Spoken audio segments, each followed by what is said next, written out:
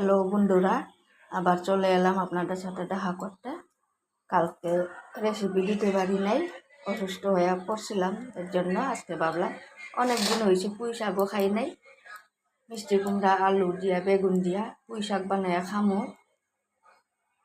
আজকে শুক্রবার নিরামিষ। এদিকে আমি মুগ ডাল বয়াই দিছি, এদিকে আমি পাট শাকের বড়াও কয়টা করুম।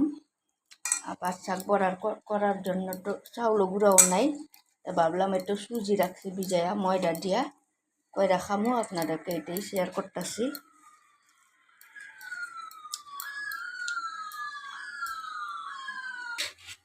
ডাইল আমার সিদ্ধ হয়ে গেছে গিয়া, মানে আমি পুরন দিব। ডাইল হয়ে গেছে গিয়া, মানে পুঁই শাক রান্না করুম। ডাইল আর ভাত হয়ে গেছে। আজকে আমি পুঁই শাক রান্না করুম এই যে ডাইলে বড়ি দিয়া। বড়া পেটা বাজিয়া লই।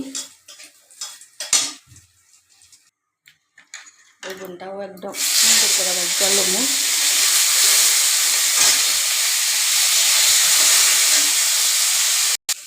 বেগুনটা সুন্দর করে ভাজিয়া লমু, কারণ বেগুনটা দিলে পুঁই শাকে বহুটা খাইতে ভালো লাগে।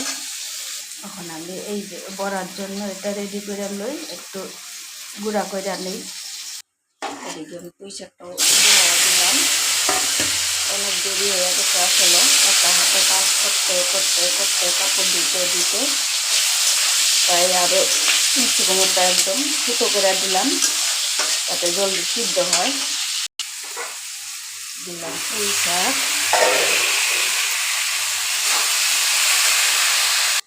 এদিকে একদম বড়ার জন্য রেডি করে লইলাম।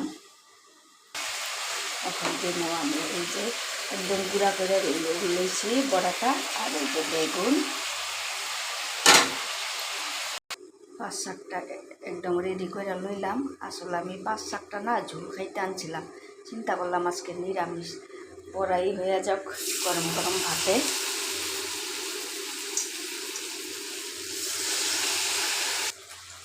এদিকে আমার বড়া ভাজা হয়ে গেছে, আর এদিকে পুঁই শাকের চচ্চড়িও হয়ে গেছে। আমার রেডি হয়ে গেছে। এদিকে বড়া, এটা হইলো পুঁই শাকের চচ্চড়ি, আর এদিকে মুগ ডাল। আজকে এতটুকু, ধন্যবাদ।